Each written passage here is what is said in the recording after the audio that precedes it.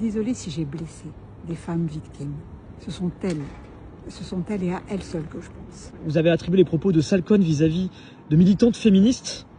C'est des propos qui ont énormément choqué sur les réseaux sociaux et pas que.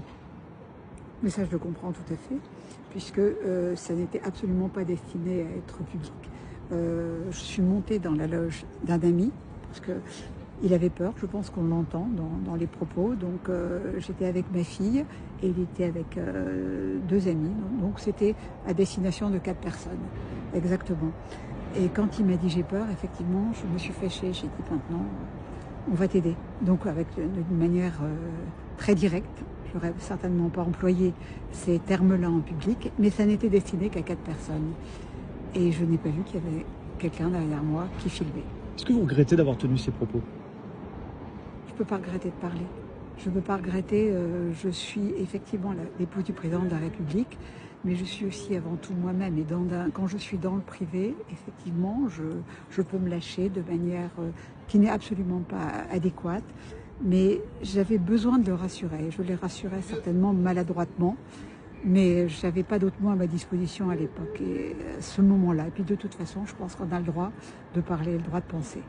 C'est des propos qui ont choqué des militantes féministes, bien plus que les 4 en question, qui se sont dit l'épouse du président de la République tient ces propos-là, alors que c'était annoncé comme une cause du quinquennat pour certains. C'est se dire elle ne devrait pas tenir ces propos. C'est pas l'épouse du président de la République, je le répète, c'est Brigitte. Je ne suis pas tout le temps l'épouse du président de la République. J'ai aussi une vie privée. Et ce moment était un moment privé. Je suis désolée si j'ai blessé des femmes victimes. Ce sont elles et à elles seules que je pense. Certainement. Et je ne supporte pas également qu'on interrompt un spectacle. Quelqu'un est sur scène. Il essaie de donner tout ce qu'il peut donner.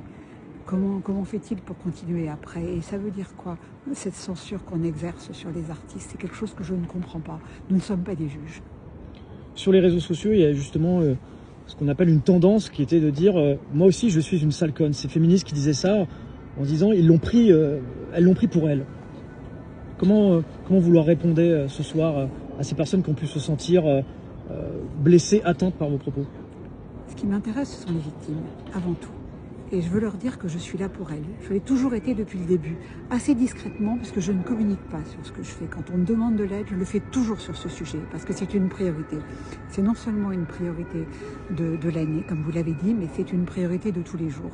Parce qu'il n'y a jamais eu de chiffre aussi important de violence faite aux femmes, et malgré tout ce qui est fait. Donc je suis là pour les aider avant. De quelle façon? Elles ne m'entendent pas assez. Pourquoi? Parce que je me prononce